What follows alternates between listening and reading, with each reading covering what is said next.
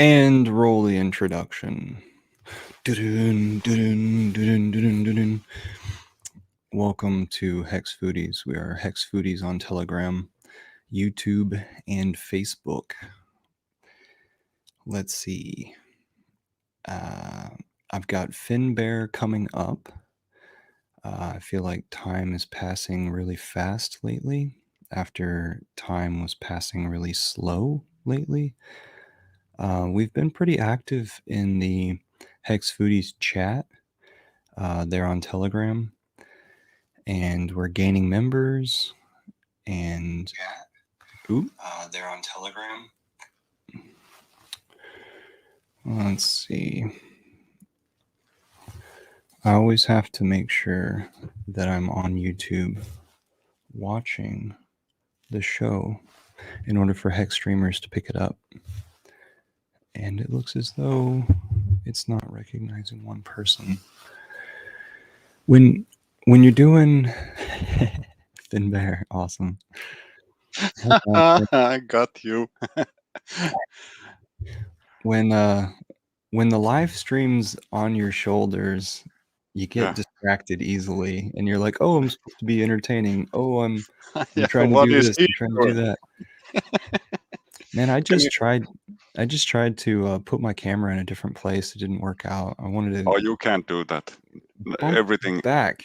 Yeah, everything goes all wrong if you start moving your stuff. Even I thought about like moving like 3 feet over there, and that was too much. I was like, no.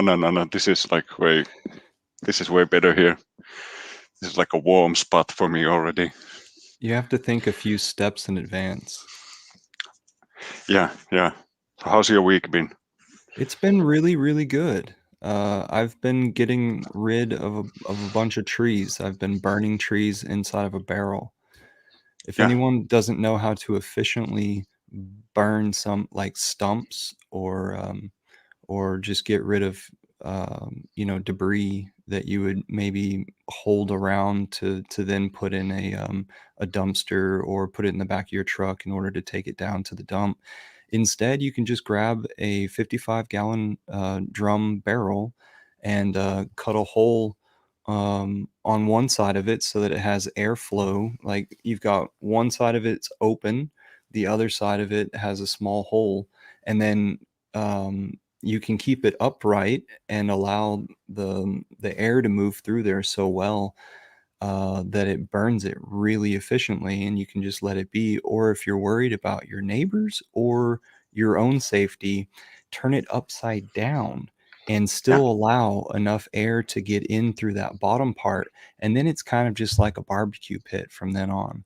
There's no problem. One barrel at a time, and you've got no issues about debris that's gonna have termites and on and on and on. Yeah, all kinds of pests. Yeah, if you have a rotting like a fresh pile of wood over here, it's considered like a well, it's always like the landowner's responsibility. Like when we have these fall storms where it might take down quite big swaths of forest in one go. It's always the forest owner's responsibility to go and gather all the wood that is falling down, and even if the whole tree doesn't come down, often what happens is that the tip breaks off, and it's left there sort of dangling from the treetop. So they gotta go and cut them down and haul them out of the forest. So how big were the stumps? Oh, these are huge because I girdled the trees back right before Vegas. Okay. And so I'm talking about, massive, but I might be reusing some of the stuff in order to and you build. could probably like if you already have a barrel, like check this out. If you have like 2 barrels where one fits inside the other one, so you have like a small space in between the barrels, you can take the one that you have, the 55-gallon. I don't know if there's something like 70-ish gallon, or is 55 the biggest biggest size barrel there is.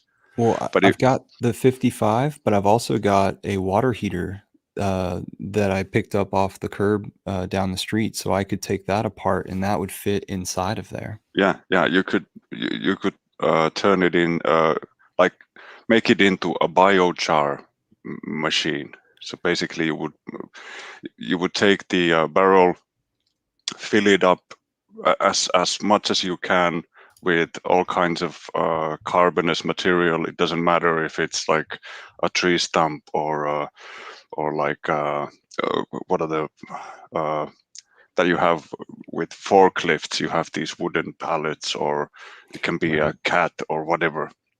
You need plenty of combustible material. You put it inside the first barrel, which is closed on all sides with the lid on and everything, but there's holes in the bottom rim of the barrel, so you can like take an angle grinder or something and make these triangles right next to each other on the bottom, and then you put it inside the bigger container, and then you fill the in-between space with kindling, and you put a lid on and just a small piece of pipe, like maybe 4 or 5 feet tall, for a chimney, and then you light up the kindling on the top and let it burn down.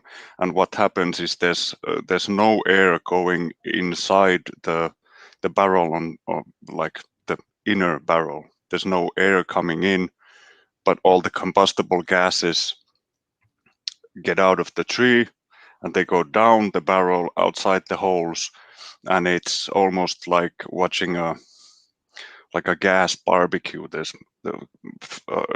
like flammable gases coming, all the all the volatiles that there are Yeah. in the wood, and that end result that you have in the inside barrel is biochar, and that's perfect for let's say the zombies come and you have to clean water. That's the best stuff. You can have like horrendous sewage going in the other side, and with there's like so much surface area in biochar that it quickly produces these beneficial bacteria that start to break up all the different nutrients, and because of the large area in sort of small volume, it also absorbs a huge amount of like heavy metals and all kinds of crap. So you might want to look into it, because I've been dying to try it out. I've seen plenty of videos where they do it, and it looks simple enough.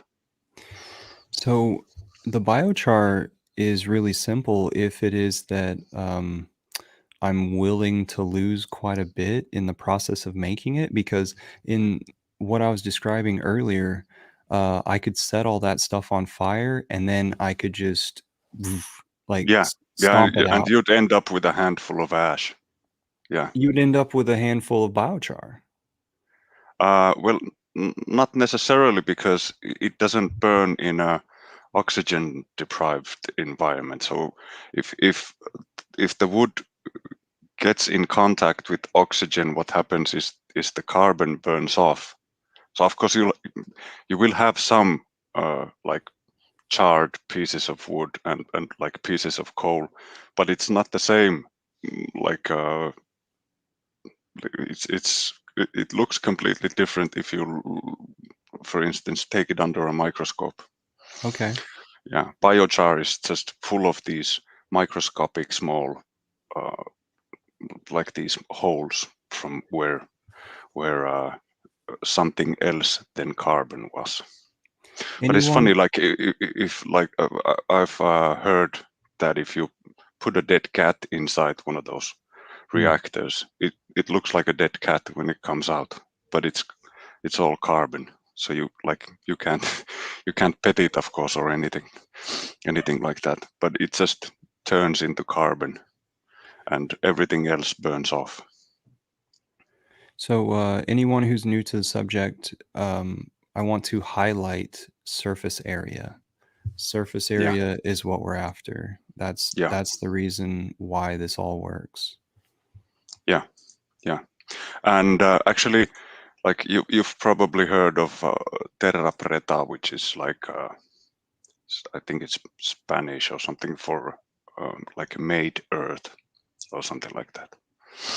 And the way they did it was so this is like in the Amazon, where sorry that I was going for the chat and it confused me a bit.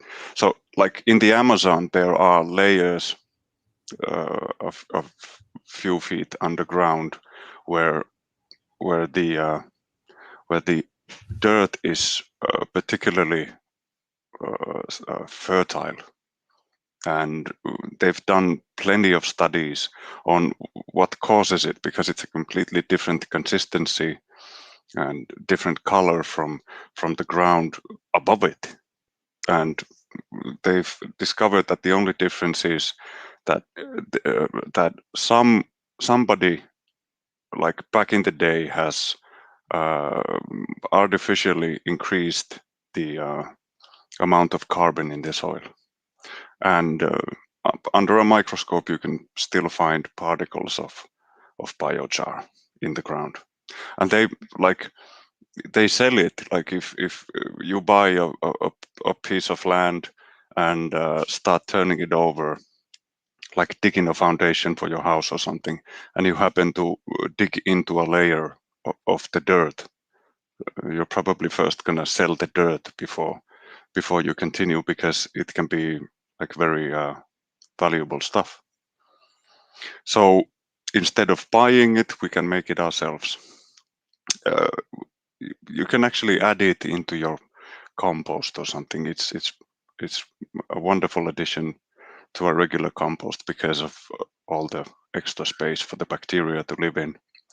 But what happens is it also absorbs quite a bit of nutrients. So adding a lot of biochar in one go can end up with like less yield for a year or two, because the biochar is charging up all the nutrients. It's like it's what's the word? It doesn't sort of like to absorb water into it, but then again it has this negative charge where it sucks up all the other elements that it comes across, which is why it is so effective in filtration. That's the stuff that is used in air purifiers and things like that you can buy commercially. So when you talked about a cat, I thought about a human. I've thought about it as well. Yeah. Would this be like the future of planting humans? Or like, wouldn't it be like a perfect way of getting yourself recycled back into the system that you came from?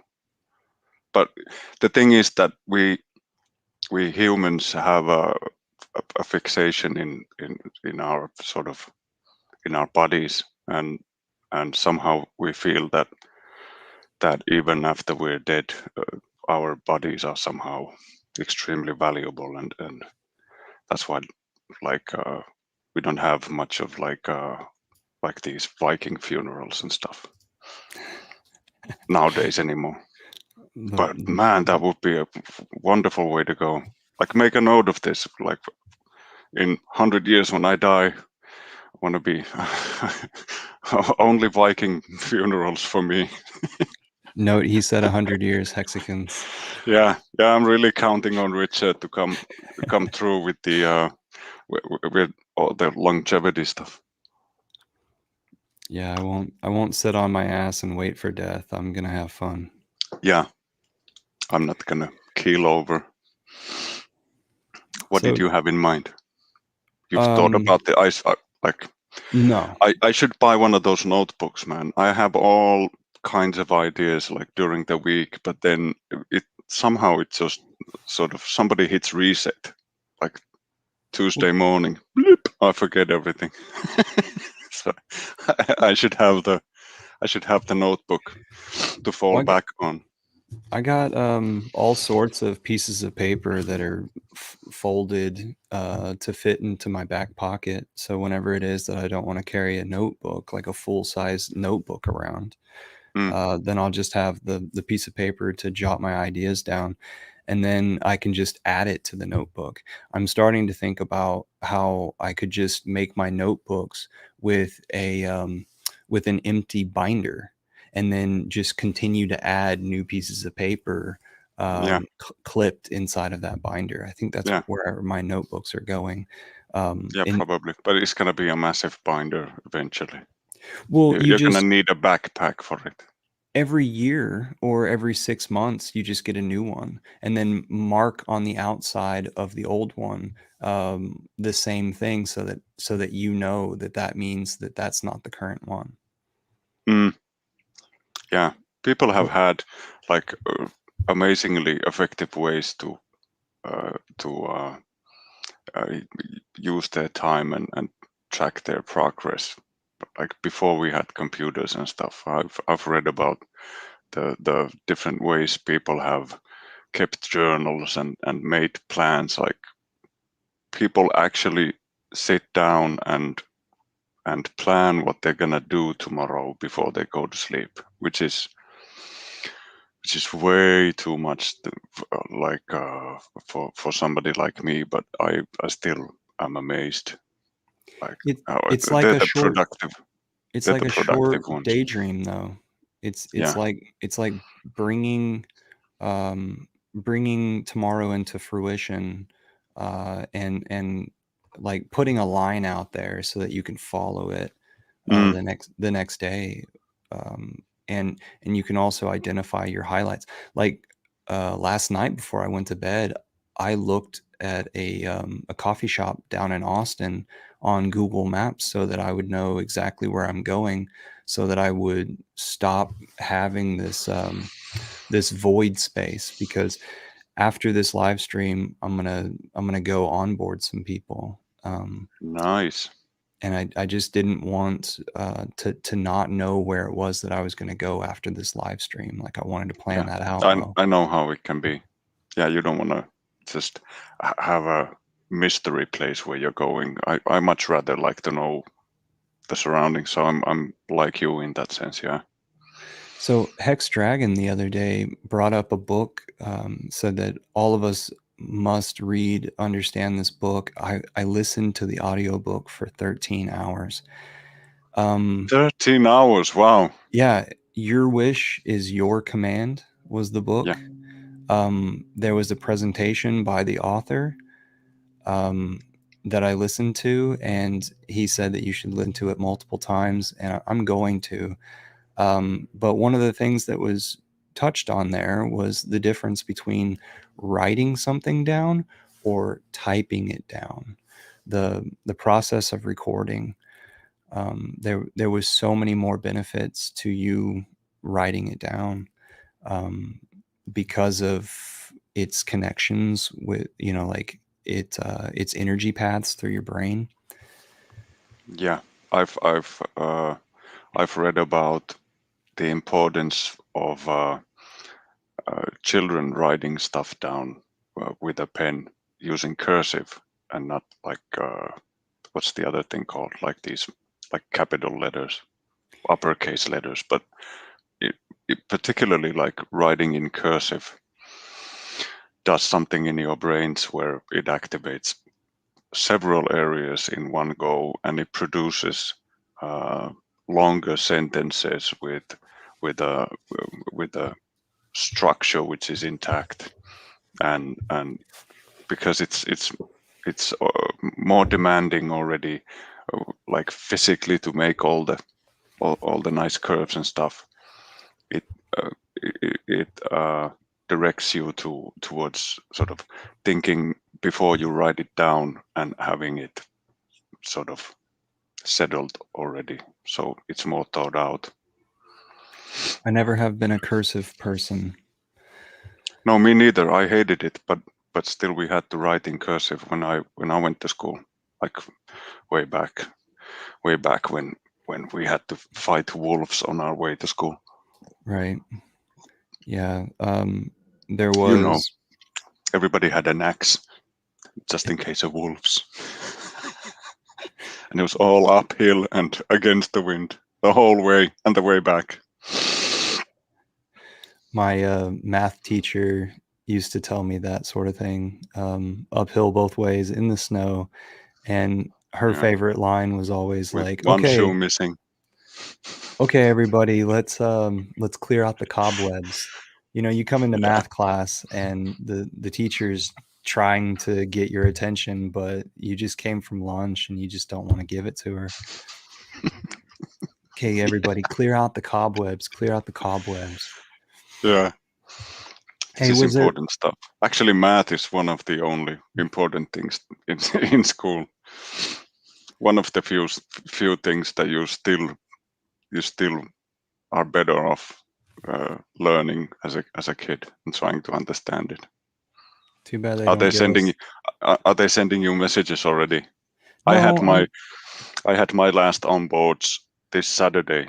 A couple, both of them opened their own staker apps and did their first 15-year stakes, and I felt like their best buddy when they left. They don't know it yet, but we know. Right. We know. It's not this Christmas, but I'm expecting a card by next Christmas. Let's put it this way.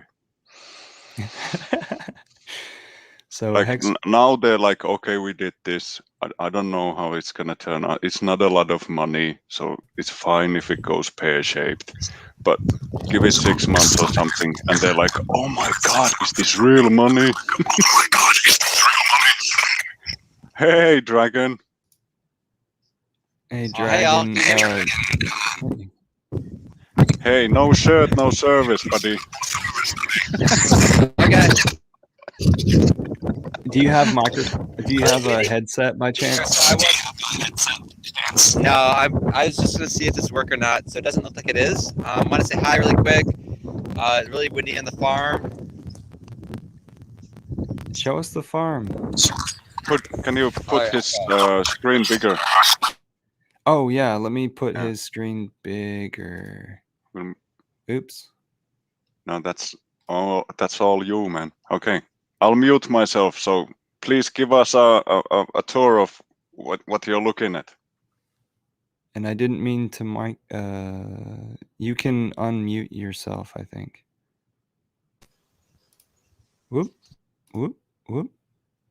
Because it's a little windy here, but yeah, we got our sheep goat pens. We got an RV park that is expanding. We have our 5,000 square foot barn dominium, pond, some new structures that are going up for more people to live here. This is a 40-acre property right outside of Austin, and we're building food forests. We'll have a variety of livestock out here, and yeah, just a lot of projects happening at once. We've got a lot of awesome people out here, and HEX is going to be contributing to a lot of the development. That's wonderful. I'm so happy to put eyes on this. So, yeah, I don't have good reception today, so I won't be able to join. But thank you all, and I hope you have an excellent stream. Thank you so much. Thanks for sharing, man.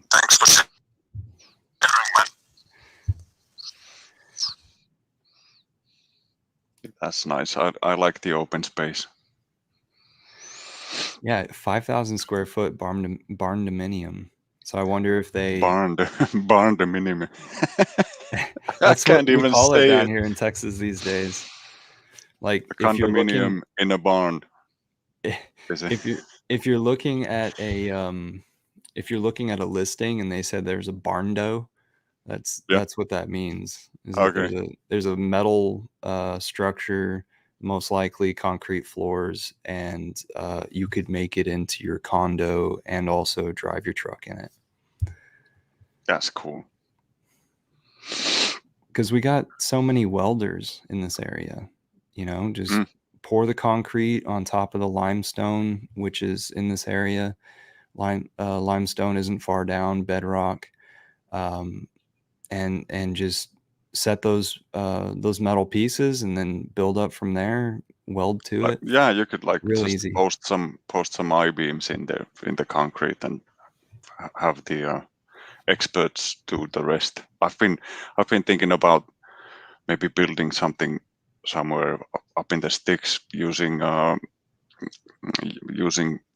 sea containers, but with the situation being the way it is and sea containers costing like 20 grand a pop, it looks like I'm gonna be waiting for a while.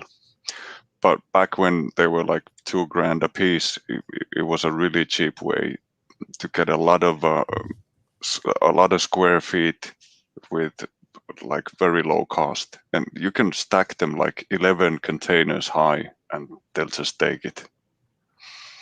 So you could make like huge structures with just like just doing the sides out of containers and then putting a metal roof on top and like glazing the south side wall or something, and you would have like a massive space with very little cost.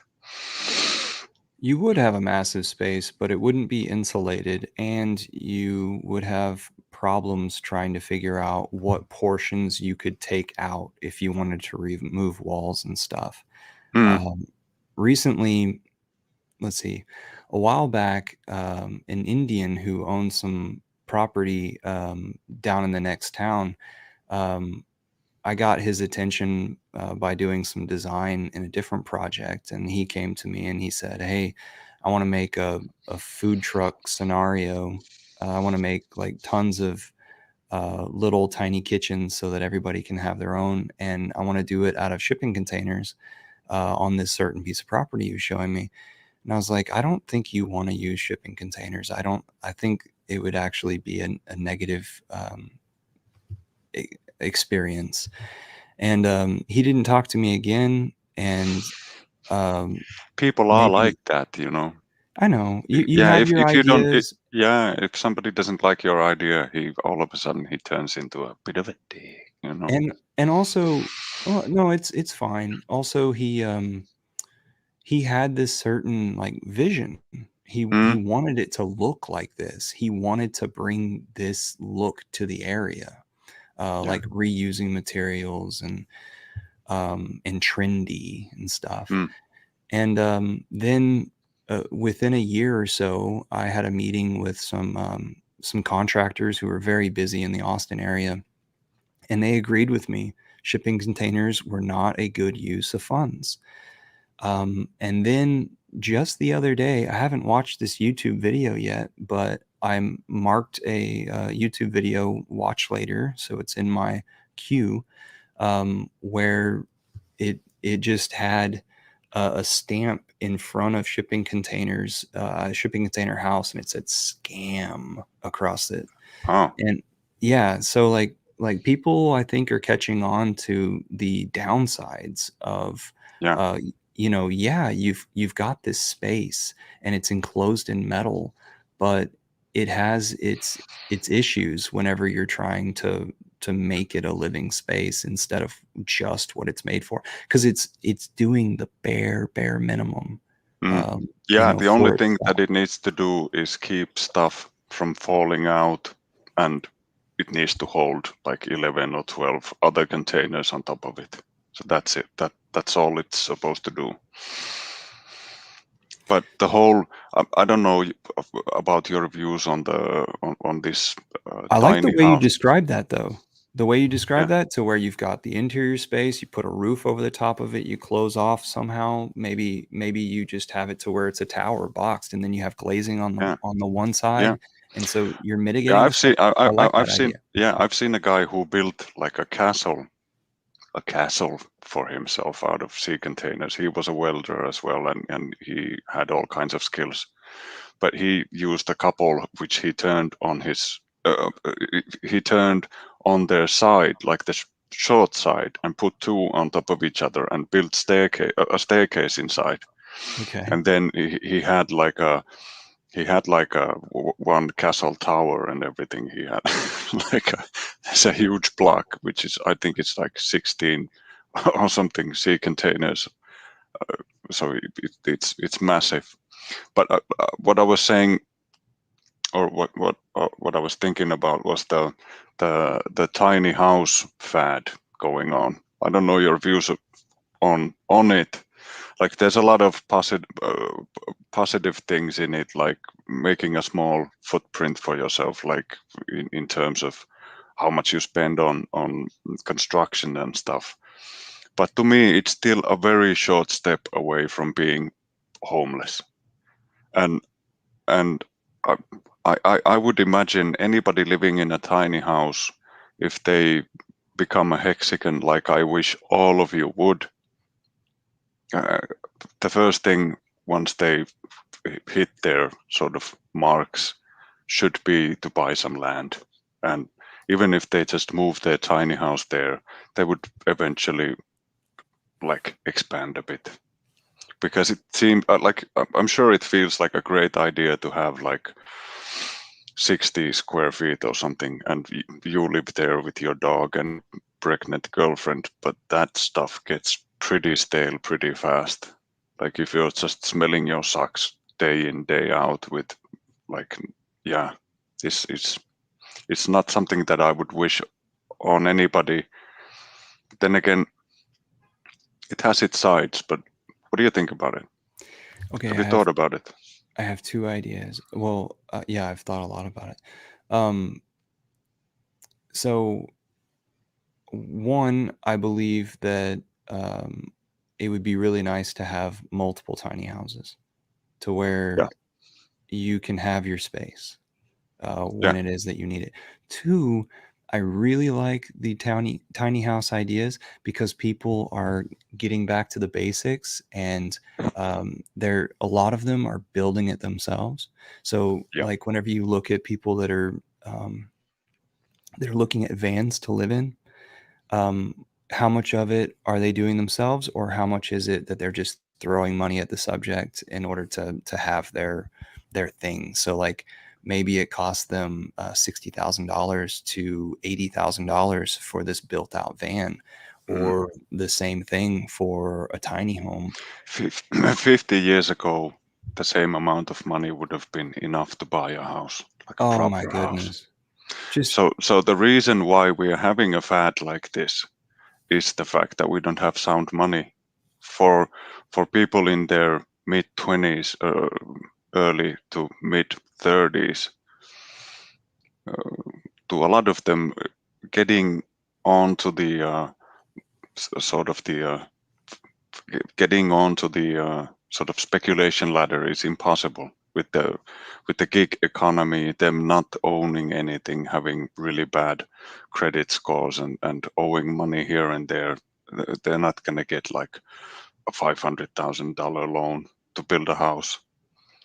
yeah. So they have no way of getting into the real estate market, which this is a direct sort of a consequence of us not having sound money. There's no point in saving for a down payment, because as fast as you save, you still can't save fast enough to make up for what the properties go up in value, because properties go up and to the right really fast, but your savings go up like $2,000 a month, or I don't know, something like that. So you're just not gonna catch up. So what I'm thinking about right now is, I have two friends, and then maybe even HexFarmer, uh, if he would allow people to build on the property but not permanently live on the property. I'm interested in visiting your property and building a shack on it. And I'm talking about like a tiny home. And to me, that's not an expense. And also, that's that's where I am in learning, is that I've done a lot of design. I haven't yet built a house for myself. That's where I am in the perspective of tiny homes. I really think that they're cool. I like the back to land movement. You don't need a big place and a bunch of luxury. You just need the right things. And this is an intro to my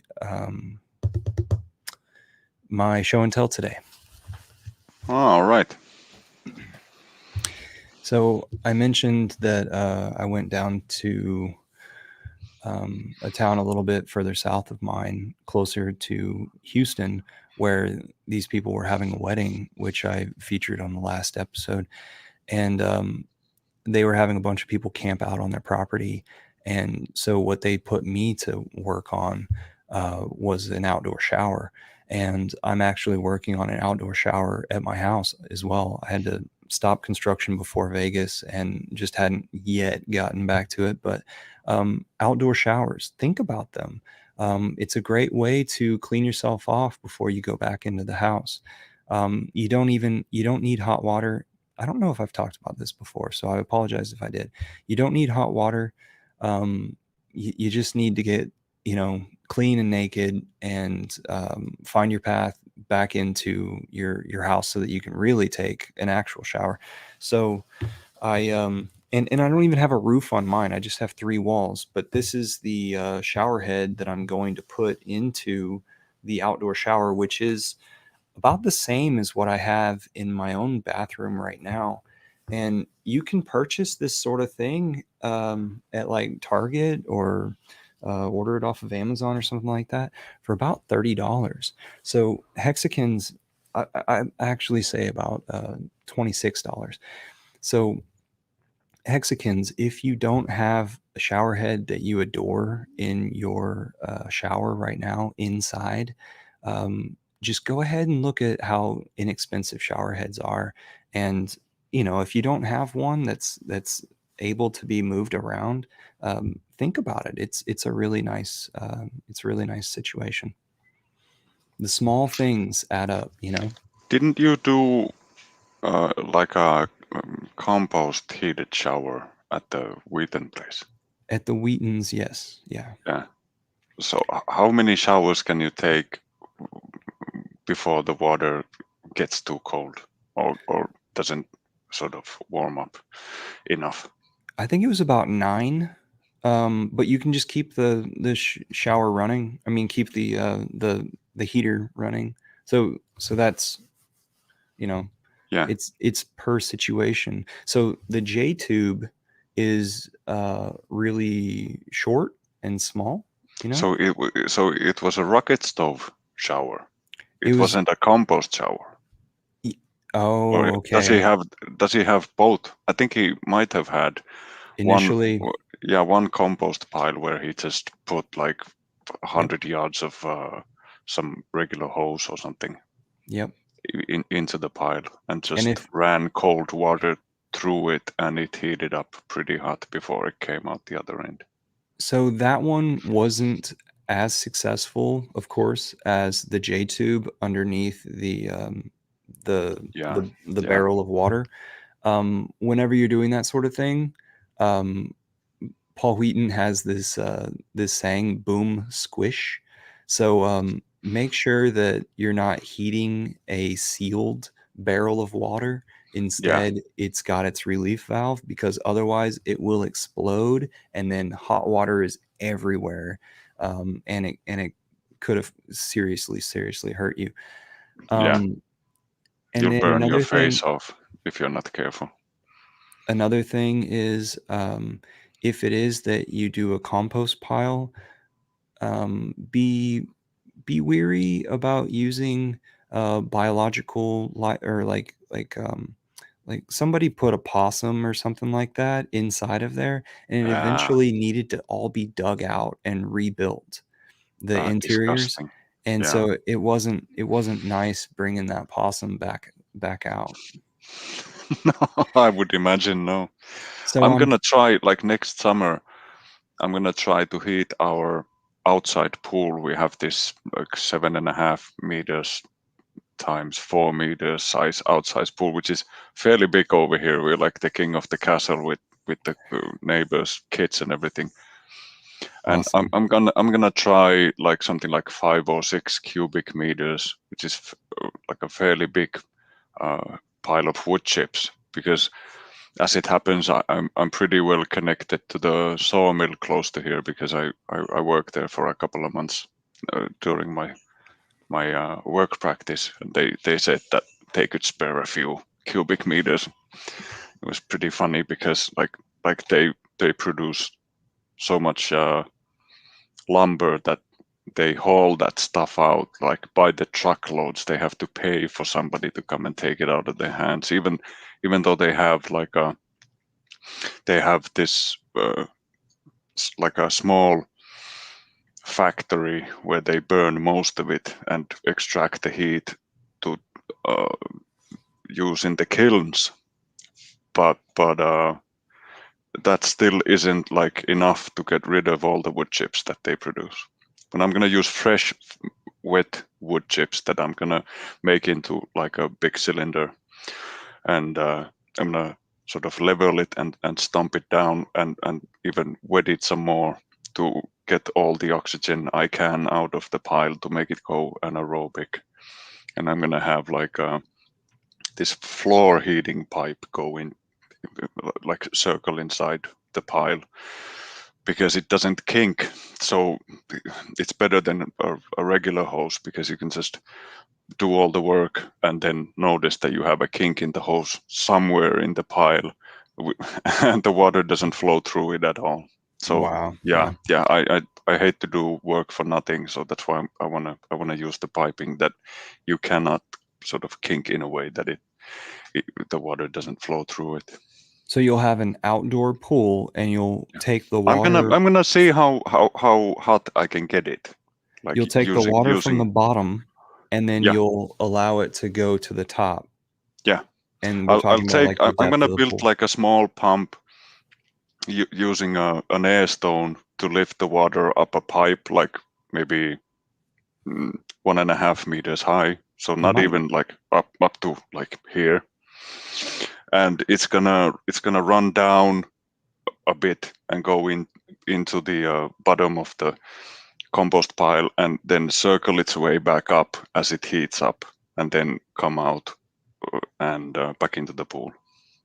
And it's gonna function without a pump and any other. Yeah, of course it's gonna have the air stone, but that's the only thing that is like that you could regard as a like a moving part. Of Is this course it gonna be is. a natural pool? Are you gonna plant around the edges and line it? No, it's not one of those things. If you dug a pool into the ground over here, Mhm. it would be split before next spring, because Okay. because the ground frost, it just freezes everything. If you have stuff like that open during the winter, it's just gonna crack. It's not gonna hold. So it's above the ground. It's just this plastic lining on the sides, and it has like a metal structure around it. So there's no way of planting around it. But I'm gonna try and not use anything like chlorine or any other poisons like that. Maybe I could do a filter using biochar. Never know. Because you could easily have it in between somewhere, because it's gonna be like a gravity-fed system. No point why it couldn't gravity feed into a filter before it trickles down back into the pool. Did you watch that video that was shared about producing electricity off of hydro I in did. I Nepal? did. Yeah, I watched a bit, and the thing that is really annoying to me is the fact that if they have the ability to drop water down, say 10 meters or something, they could have like infinite pressurized air. And they could have all of that running with pressurized air, which would mean that it would be easier to pipe the energy to where you need it. And you could just have an airline from the pressure vessel into where you need the energy, and you could have a generator produce the energy closer. So you, because it's very risky when you're working with stuff like that in a wet environment like this. So I'm just thinking, like, if I had something like that on my grounds, I would be just worried that somebody not affiliated on how it works and all the ins and outs would go in and just electrocute themselves or something. Right. Yeah, but pressurized air is simple enough, and quite a few people sort of intuitively realize that it's probably pretty dangerous, so they sort of keep their distance. Did you see my post about this Live Free Academy? There's a guy in Austin who is a part of I don't know, the liberty movement, and I think Joel Salatin, like one of the guys that we're trying to get the ear of in Hex, is going to be a part of this this event, and so okay. Are you sure it's not the Jack Spirko fellow? Maybe it is Jack Spirko. It seems like it would be. Sounds like something he would be into. Okay. I've been watching a lot of the videos made by the French Canadian guy that HexDragon shared. Okay. I forget what his name was, but he had this permaculture orchard, and his videos are pretty funny. Oh, I really like this guy on the background here. I really like, yeah. His perspective video about being a Sooner, basically, in the space. Yeah, he's a I like the cut of this guy's jib, even though his beard is a bit short for my liking. But that's only like surface deep. That's like those are some deep waters that this guy swims in. So I've only seen the one video that Richard put forward, either in Twitter or his Telegram channel. So you've watched other videos by this guy? Yeah, he made a video about how yeah, this one, He's and then Crypto Heartbeat. Yeah, and he had a good interview with was it Crypto Panda? They had a good talk. That was like a good 1 hour talk that they had. Okay. Yeah, perfect. Like wonderful fella. Everybody should subscribe. He's probably already got way more subscribers than we do. Yeah, it's 3,500, I think. Yeah. 3.75. Yeah. So this image right here, it's a pretty neat little thing. It's that guy in Austin, he has this somewhere, and I really like it because we're at the crossroads right now. Either we choose, you know, we're able to make a choice right now. Yeah. You know, we're able to see everything clear as day. And check so this guy out. What do you choose? Abundance or tragedy? Yeah, misery. Yeah, I don't know, like just completely checking out of this hellish system seems like the only way to go. So who was it that we were trying to talk to? Spirko or? Yeah. Okay. Yeah. So I don't know what happened with the whole thing. Seems like somebody tried to feed him the whole elephant in one sitting. Yes, it was too much. And that's why I made, because of, community influence, I made this this relationship, this graphic diagram, so that people can understand farming hex and farming land right next to each other.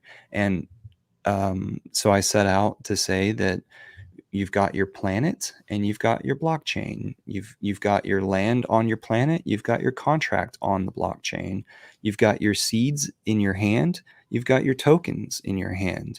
You can plant those seeds. You can stake those tokens. You can wait that time on the tokens. You can steward the land. Then whenever you go and you harvest the land, you unstake the tokens. You assess your bounty. you look at your principle and your interest and evaluate what it is that you want to do. You take, say you've got your tokens and you want to trade them out or get some value somewhere else. You're able to take it to market. Well, I just flipped my things. So take it to but market, anyways, swap the stuff. Sorry, we're good. That's So good. what did you think about the I visual like here? it. Yeah. I like the comparisons. Maybe they could be. Maybe we could just sort of tighten it down a bit so that there isn't even that many parts where you sort of have like you have the land that we all have, like whatever we have, and what we plant in there is sort of is what determines the yield that we can expect from it. And there's the sort of the thing which is the same for farmers, is that you never eat your seed. Like you never sell your principle. You only sell or eat something that you're not gonna need for seed next year. So there's like that sort of thing that we maybe are missing from there, or perhaps it's just spread, you know, on several different points there. But I like the idea, and yeah, we can make it work. We just need to find something maybe shorter for pointers 6 and 7, or roll it into one, or whatever. But there is no 0.6 and 7, you know? There is, Like, there's only question everything's up marks, to man. you. It's up to the user because Yeah. you are your own banker. Yeah. Oops. I've been thinking about getting the temporary tattoo thing going. Like, think how cool it would be. Like, you'd need to have like really big ones, but I'd like to make like a big contemporary tattoo with Diraj face, with his face on it, and the golden microphone, and then you'd have like this old school sunset from behind him, and you could have, I don't know, like you could have like the swallows here or something, and do like some really old school stuff. I agree, man. Yeah, and make Nerdy Girl into a pin-up. Yeah. Like building bridges.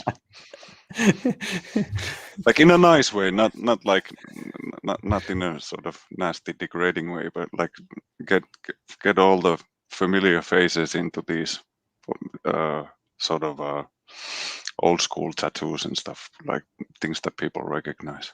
Yeah, totally. Yeah, like all my shit is like 1970s wallpaper. It's like, oh, I can't believe I put it there, but it's stuck. Doesn't come off. It's one of those things that you can't clean up when you go to the sauna. Oops. Yeah. Yeah. Yeah, she's like the tribal stuff is ridiculous. I got plenty. Nerd Girl won the opportunity to be in our temporary tattoo because of her her red lipstick Instagram thing that she, or Twitter thing that she did in the very beginning. Oh yeah, definitely. Yeah. Of course, we need to have like Sammy Chica as well, because yeah, you need to have Sammy in there. Yeah, Sammy needs to be there. We've got a comment. Let's see. Pharmaceutical grade vitamin C. Sounds like just vitamin C.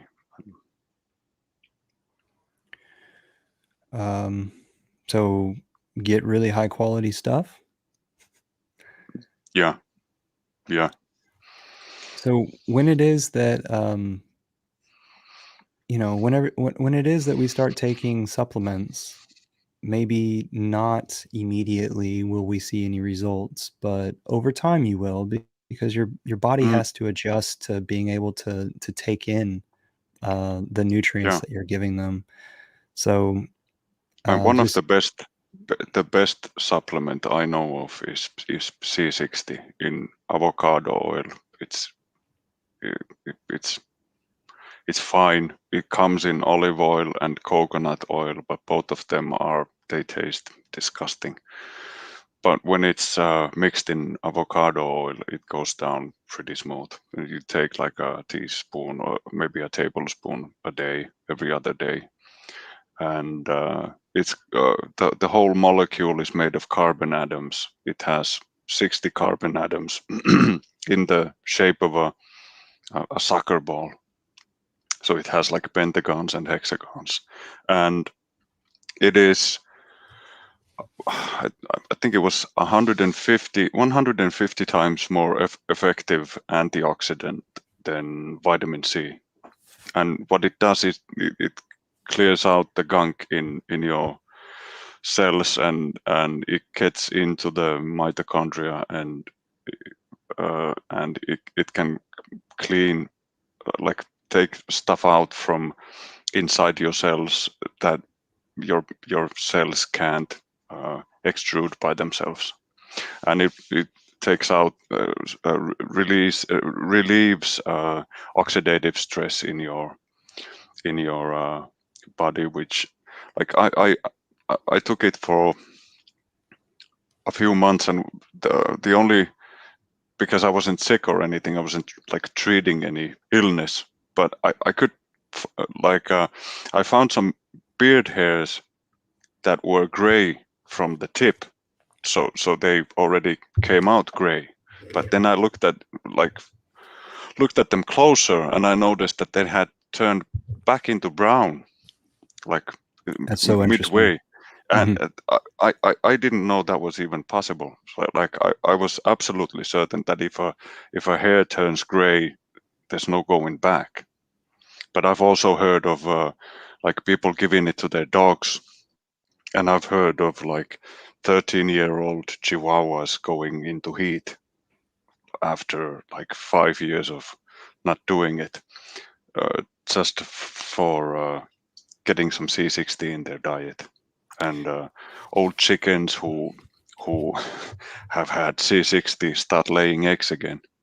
I'm so interested. Will Yeah. you please put this inside the Telegram chat? Yeah, I'll send some stuff over. It's Like, really like they